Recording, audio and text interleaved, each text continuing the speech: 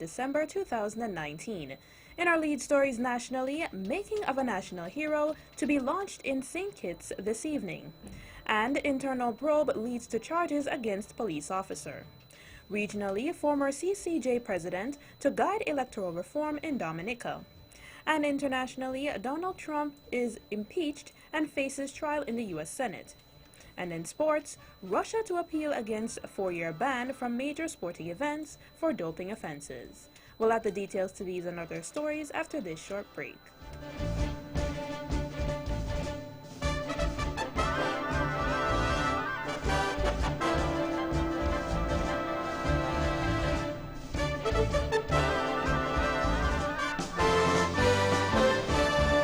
Another look. Different from how you've seen it before. Another look. Takes an in-depth look into business, politics, science, technology, religion, and more. Another look. Featuring documentaries from the BBC, regional features, and local ones too. Another look. Every Monday at 3 p.m. on the Eastern Caribbean's powerhouse, Vaughan.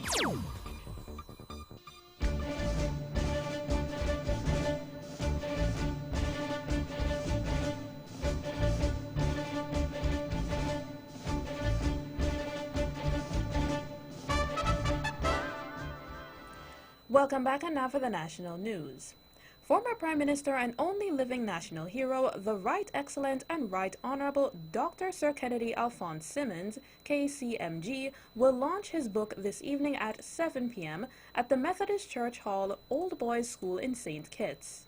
Based on a release from VH Communications, the book chronicles Sir Simmons' life from his early days as a boy living at Rosemary Lane in Basseterre through his primary and grammar school days before going on to become a medical doctor and then the last Premier and first Prime Minister of St. Kitts and Nevis.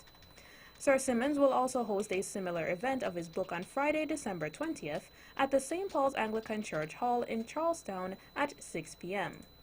Persons attending the launch ceremonies, which are open to the general public, will have the opportunity to have their books autographed. The books will also be sold at local bookstores in Charlestown and Basseterre.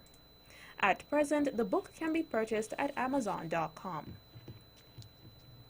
In related news, National Hero of St. Kitts and Nevis, the Right Excellent and Right Honorable Dr. Sir Kennedy Alphonse Simmons, KCMG, presented a copy of his book dubbed The Making of a National Hero to the Governor-General of St. Kitts and Nevis, His Excellency Sir S.W. Tapley Seaton, GCMG CVO QC JP LLD. On Wednesday, December 18th, during Sir Simmons' visit to Government House in St. Kitts, Sir Tapley stated that the autobiography is influential. It's a pleasure and a privilege of mine to be able to be presented with this seminal work and sought to include as much as you can of your life history. It is a life history that is worthy of emulation. It is more than befitting that you are our national hero, a living national hero, because in terms of the contribution that you've made, I've been able to be some part of the way with you, and I certainly appreciated it and value it. It has given me much guidance. You speak about loyalty. I also want to pay tribute to you for being loyal as a friend at all times, and for the experience that I was able to gain in terms of working as part of your administration. Governor-General, His Excellency Sir S.W. Tapley Seaton. Meanwhile, Prime Minister Dr. the Honorable Timothy Harris was also presented with his own autographed copy of Sir Simmons' autobiography on Wednesday, December 18th, during a ceremony at government headquarters. In turn, Prime Minister Harris said he was humbled and honored to receive the autobiography of the nation's only living national hero. In police news, 1 year and 4 months after a shooting incident occurred in St. Kitts, which involved a police officer and one individual, police charged the officer in question with 3 offenses earlier this week. Based on a release from the police force and the Office of Professional Standards of Police Force, launched a probe into the actions of Constable Tariq Jones, who was accused of improperly holding and harming Samari Webb, alias Storm. On August 24, 2018, Webb was taken into police custody for questioning in relation to an ongoing search operation for wanted man Vincent Taylor. Preliminary investigations revealed that at some point during the questioning, one of the officers who were present turned to speak with the other, and Webb rushed towards that officer and held on to his firearm in an attempt to take it away. A scuffle ensued, and Webb was shot in the shoulder. The Office of Professional Standards concluded its probe into the matter and recommended that a criminal investigation be launched. Several internal charges were also proposed against Constable Jones, and the case was then handed over to the Violent Crimes Unit, or VCU. The release from the police force added that upon completion of the investigation, the case was sent to the Director of Public Prosecution for further direction. A number of criminal charges were brought against Constable Jones. On Sunday, December 15th, Jones was charged for the offenses of wounding with intent and possession of a firearm with intent to endanger life. Then on Monday, December 16th, he was also charged for the offenses of kidnapping and attempting to pervert the course of justice. The High Command of the Royal St. Christopher and Nevis Police Force stated in the wake of this that no one is above the law, police officers included. Individuals here in St. Kitts and Nevis applying their trade and livelihood at sea will now have a sounder mind when going to fish. Speaking in Parliament while making his address on the 2020 budget, Minister responsible for the environment, the Honorable Eugene Hamilton, explained his department has introduced a vessel monitoring system. The system has been introduced at the fisheries complex, both on St. Kitts and Nevis. He noted that this comes following a number of incidents at seas where fishermen have encountered difficulties at sea and on some occasions have perished. According to Minister Hamilton, this system will now serve two main purposes. For the safety of the fishermen, we provide all of them with a monitoring system on their vessel, so that at all times, anyone from shore monitoring will know where they are. The point, though, is that the government paid for it totally. There was no charge to the fishermen. So that when a fisherman leaves shore, he turns on his equipment. You can follow the path. It is tracked and saved by the monitoring system on shore. So you know if he goes left or right, or he didn't go at all. You can know if he gone to look fish or gone to look something else. So we are monitoring, and that is one thing, to monitor for policing purposes. But the other reason really is that in the unlikely event something happens out there, they can easily signal from this monitoring system to be able to tell those on shore exactly where they are. The Honorable Eugene Hamilton.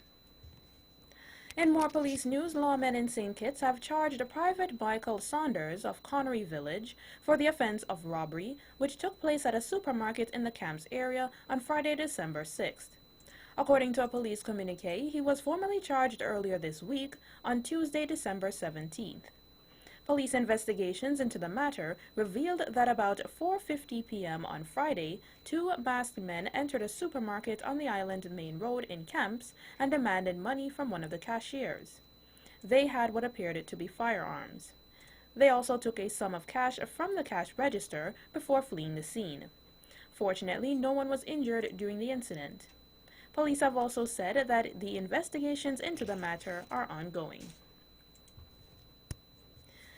The solid waste departments here in St. Kitts and Nevis in the coming year will be embarking on a new project.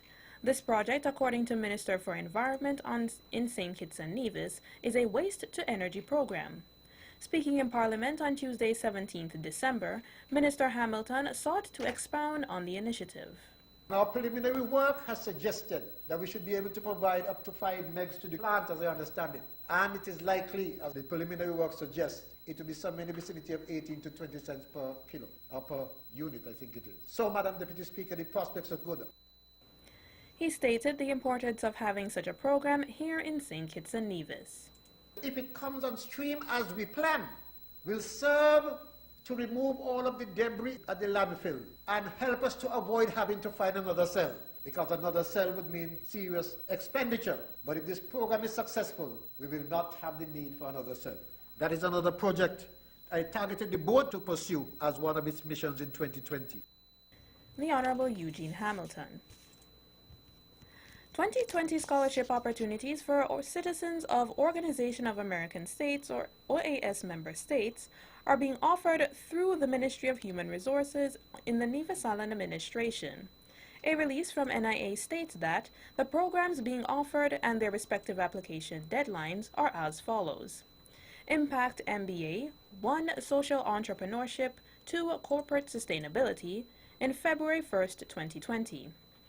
Master Policymaker for the Quality of Life and Sustainable Urban Development, February 1st, 2020 on-site and March 1st, 2020 online, and Project Management, January 8th, 2020. That is the national news segment. You can visit our website at www.vaughanradio.com or check us out on Facebook at Vaughan Radio or our Vaughan Radio YouTube channel for these and other stories. News from across the region is next.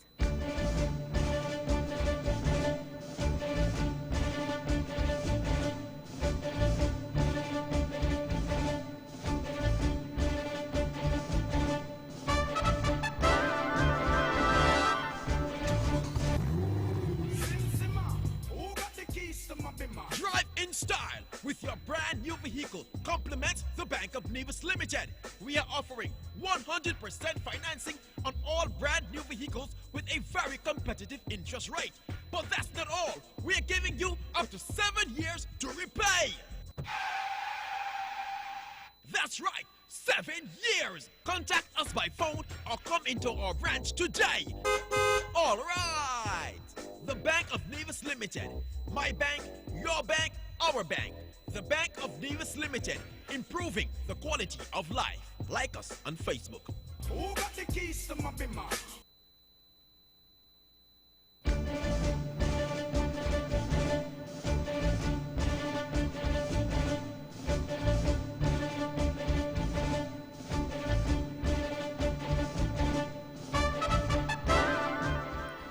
Welcome back, and now for the regional news.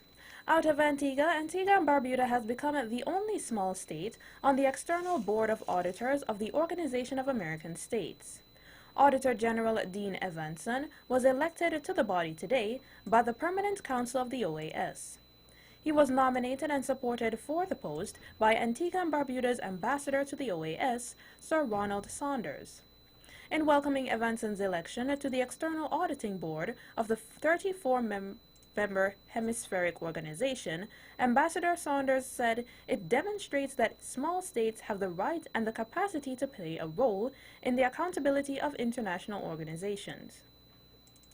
The External Board of Auditors meets 4 times a year at the OAS headquarters to review the audit of all aspects of the OAS and give overall direction to external auditors. Out of Dominica, a man who once served as president of the Caribbean Court of Justice, or CCJ, has been tasked to lead a commission that will advise the new administration in Dominica on how to improve its electoral system.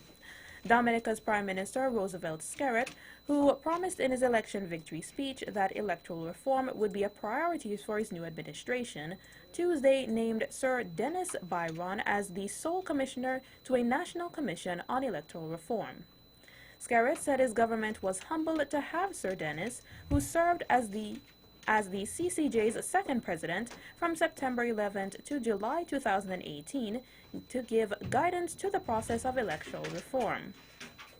The Prime Minister said the establishment of the commission will inspire confidence at home and abroad in the transparency and impartiality of the process. When he first announced his plans for the commission, he said public hearings would be held throughout the country for Dominicans to appear before the commission and give their views, and that provisions would also be made for anonymous submissions, as well as an open discussion forum on social media sites. The European Union has provided the Caribbean Public Health Agency, or CARPHA, with a grant of 4.1 million euros or 4.5 million US to continue supporting efforts to combat mosquito-borne diseases in the Caribbean region. The assistance will be channeled through a 4-year health strengthening program designed to further improve the prevention, detection, and control of outbreaks of mosquito-borne diseases such as Zika and dengue. A project will involve activities to strengthen vector control programs in CARFA member states, and addition to the institutional capacity for detection, as well as regional coordination in response to possible related infectious outbreaks. CARFA is responsible for coordinating public health policy and responses to public health issues in CARICOM member states and has recently completed a successful first phase of a similar EU-funded program which focused on the Zika outbreak at a cost of €700,000 or 770,000 US dollars. And finally, in our regional news segment out of Barbados, Barbados is moving ahead with advancing elements of the CARICOM single market economy, including free access to public schools for CARICOM students. In a statement issued yesterday, the Ministry of Education said all CARICOM nationals under the age of 16 who reside in Barbados will be afforded access to government nursery, primary, and secondary schools without being charged tuition fees.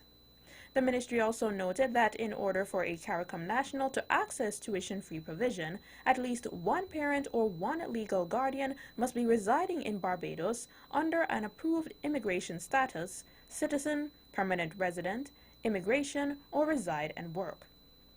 The elimination of student visas for CARICOM nationals will not remove the requirement to monitor non-nationals in the school system. Upon the CARICOM non-national child's first entry into the Barbadian school system, the parent or legal guardian will be required to produce to the Ministry of Education a letter from the Immigration Department confirming that the child qualifies for tuition-free treatment. The Education Ministry said this requirement will only apply to a first entry into the school system and not any subsequent transfer to a different school. That is the regional news segment. International news is up next.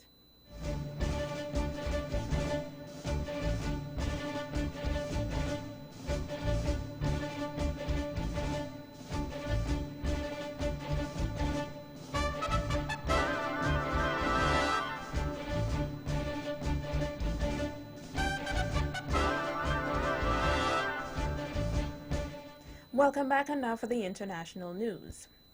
Donald Trump has become the third U.S. president in history to be impeached by the House of Representatives, setting up a trial in the Senate that will decide whether he remains in office. The House voted on two charges: that the president had abused his power and that he had obstructed Congress. Nearly all Democrats voted for the charges and every Republican against. This vote, the yeas are 230, the nays are 197. Present is 1. Article 1 is adopted. The question is on adoption of Article 2. The question is on the adoption of Article 2. Those in favor say aye. Aye. Those opposed, nay. No. The ayes have it. On this vote, the yeas are 229, the nays are 198, present is 1.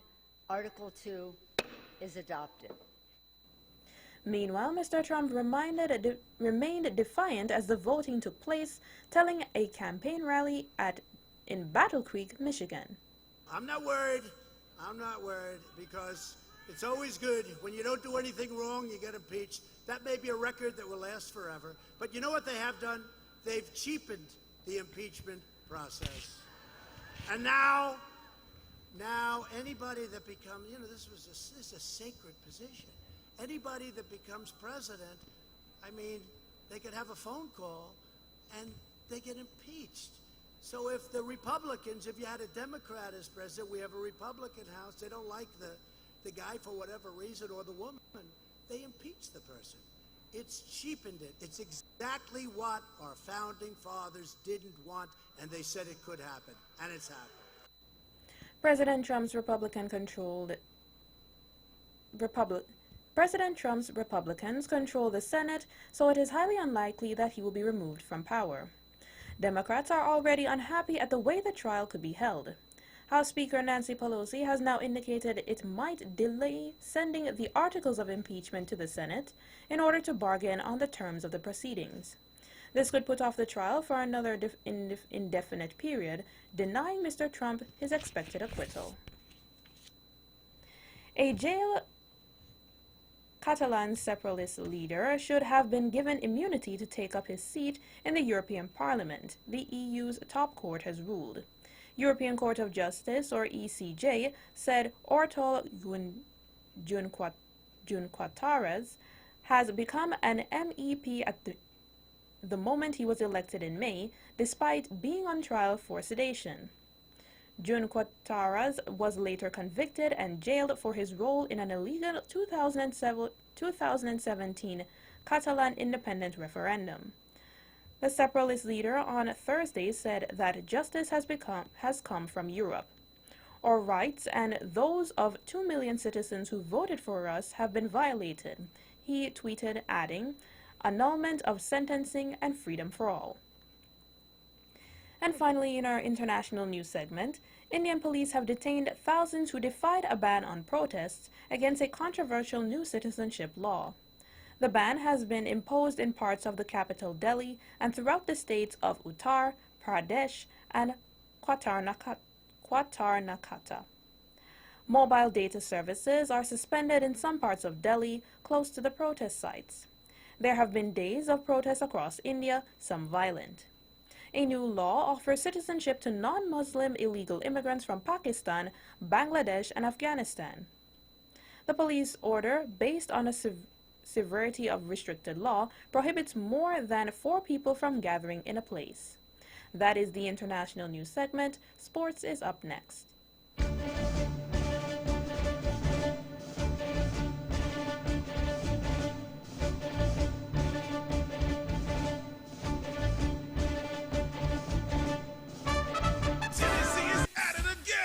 This coming weekend, we're giving you even more reasons to shop and save. On Friday, 20th December, get hourly discounts up to 35% off in-store, and if you're at the cashier at the sound of the buzzer, get an additional 5% off at the TDC Automotive Divisions, TDC Business Center, and City Drugstore Nevis Limited. Then, on Saturday, 21st December, pay no VAT and get 25% off cash purchases. In-store starting at 5 a.m. with the home and building depots, and at 8 a.m. at the other stores until closing time. For all your holiday needs from the VAT Day specialists, the place to shop is your favorite TDC retail stores, because TDC is Christmas. Terms and conditions apply. See stores for details.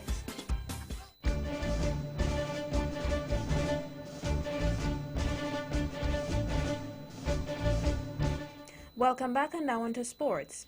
In athletics, Russia is set to appeal against the decision to ban it from all major sporting events for 4 years. Its anti-doping agency, RASADA, said it does not agree with the punishment from the World Anti-Doping Agency, or WADA. The ban means Russia's flag and anthem will not be allowed at events such as the Tokyo 2020 Olympics and Paralympics and football's 2020 World Cup in Qatar. RASADA says a letter to WADA will be prepared on behalf of the president in the next 10 to 15 days. WADA's executive committee made the unanimous decision to impose the ban on Russia in a meeting at Lausanne, Switzerland last week. It comes after RASADA was declared non-compliant for manipulating laboratory data handed over to investigators in January 2019. It had to hand over data to WADA as a condition of its controversial reinstatement in 2018 after a 3-year suspension for its vast state-sponsored doping scandal. In football, Ronaldo did something that you see in the NBA. He was up in the air for an hour and a half. That was Sampdoria's manager Claudio Ranieri's assessment of Cristiano Ronaldo's gravity-defying leap to score in Juventus' 2-1 win against his side on Wednesday night. The 34-year-old Portuguese produced a leap of 71 centimeters as he met Alexandros across the back post at a height of 8.39 feet or 2.56 meters before heading home, his waist at the height of the defender's head. It was a sort of skill seen by the likes of LeBron James and James Harden in the NBA. Speaking after the game, Ronaldo, who has scored 12 goals this season, said, "The goal was nice, but I'm especially happy to have helped the team get 3 points." But he later compared the jump to Chicago Bulls legend Michael Jordan, tweeting CR7 Air Jordan with an airplane emoji. The BBC has announced a new sport award to celebrate and honor India's finest sportswomen, with the winner chosen by the fans. The BBC's Indian Sportswoman of the Year 2019 will be chosen from a shortlist put together by a jury of sports journalists.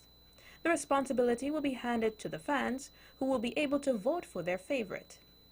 The winner will be announced in March.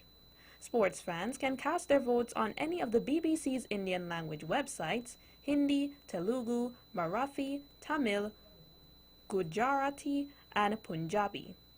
The new award was unveiled on Thursday at a press conference in Delhi. And finally, in our sports segment, in cricket, England won the 2020 international series against Pakistan with a match to spare as they secured an unassailable 2-0 lead with an 84-run victory.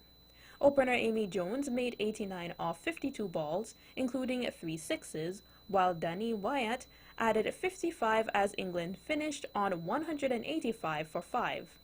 Catherine Brunt, Sophie Eskeltone, and Maddie Violers took 2 wickets each as Pakistan were restricted 101 for 9 at Kuala Lumpur Kinrava Oval. England won the first match by 29 runs. And that's it for sports. The weather is next.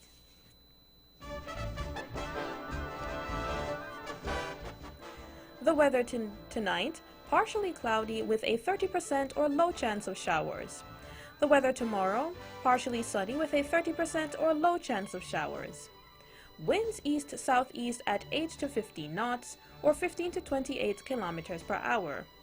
Seas 1.5 to 2.1 meters or 5 to 7 feet. Small craft operators should exercise caution. The sunrise tomorrow is 6:34 a.m. The sunset tomorrow is 5:41 p.m. And that's how we wrap up the major news package for today, Thursday, 19th December 2019. Before we go, let's take a look at the headlines once again. Nationally, the making of a hero to be launched in St. Kitts this evening. An internal probe leads to charges against police officer. Regionally, former CCJ president to guide electoral reform in Dominica. Internationally, Donald Trump is impeached and faces trial in the U.S. Senate. And in sports, Russia to appeal against a 4-year ban from major sporting events for doping offenses. On behalf of the rest of the news team, I am Danielle Moore, wishing you a pleasant evening.